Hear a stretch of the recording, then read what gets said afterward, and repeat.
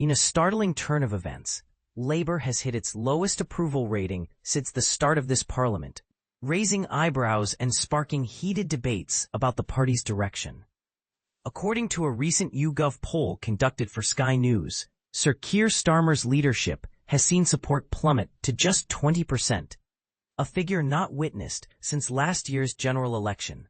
And here's where it gets even more concerning. Labour is now only 3 percentage points ahead of the Conservatives, who are trailing at 17%. But this isn't the whole story. Nigel Farage's Reform UK has surged ahead with a staggering 28% of voter preference, leaving both major parties scrambling to recalibrate their strategies. So, what's behind these shifting dynamics? For one, Reform UK has been making bold promises, including plans to deport hundreds of thousands of migrants if they gain power in the next election, a move that has ignited controversy and polarized public opinion. Meanwhile, Labour finds itself under fire from critics who argue that its focus on resetting relations with the EU lacks resonance with voters. Thomas-Symonds, the Minister for EU Relations, addressed the polling slump during an interview with Sky News' Anna Jones. He emphasized that the government made tough but necessary decisions early in this parliament to stabilize public finances. This isn't about chasing opinion polls, he explained. It's about acting in the national interest by securing deals that lower costs for supermarkets and shoppers. Thomas-Symonds further elaborated on Labour's approach, highlighting the importance of pragmatic solutions over populist rhetoric. What Nigel Farage does is stoke problems and offer empty promises for their solution, he asserted. In a fiery speech today, Thomas-Symonds took direct aim at Farage, accusing him of wanting to reverse our progress and of fostering division within communities. This clash between Labour and Reform UK underscores a broader ideological battle shaping British politics right now. One area where Labour hopes to solidify its legacy is through negotiations with the EU.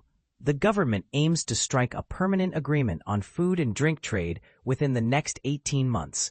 Currently, a temporary deal introduced in June suspends checks on certain fruits and vegetables imported from the EU, easing logistical burdens until January 2027.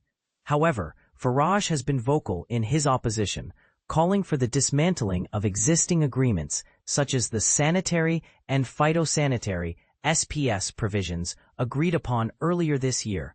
He argues that these measures pull the UK back into Brussels' orbit, compromising sovereignty without substantial benefits.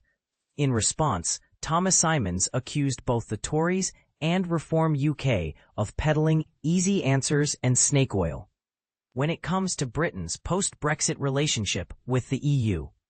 Some will hysterically cry treason, he remarked.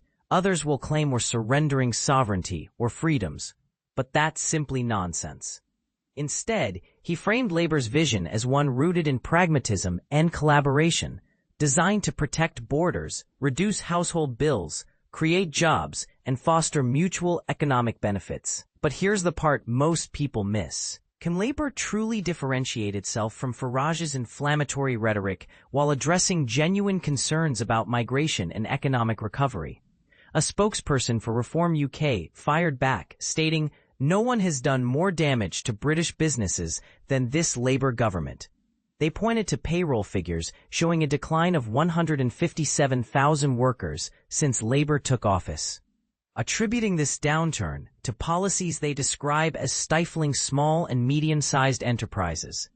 Furthermore, they criticized Labour's efforts to strengthen ties with the EU, arguing that remaining entangled in retained EU laws hinders economic revival. As tensions mount, one question looms large.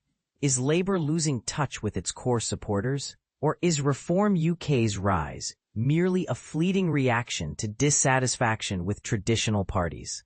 What role should the UK's future relationship with the EU play in determining voter priorities?